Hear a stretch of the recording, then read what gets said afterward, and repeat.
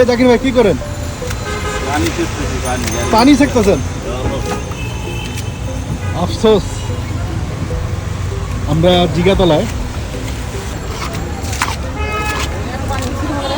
ওই পাশে তো পুরো ডুবে গেছে ভাই, এক কমন পানি হয়ে গেছে। এদিকে ধোঁয়া হয়ে যাচ্ছে পুরো।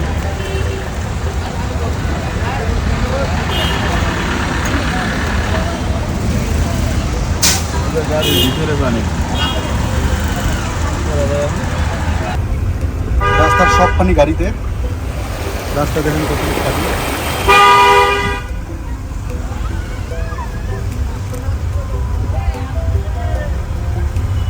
চারদিকে পানি, রাস্তার সব পানি গাড়ির ভিতরে ঢুকে গেছে। মানে এখানে কোমর পানি ছিল আমরা যেদিকে আসছি, এটা জিগাতলা এলাকা।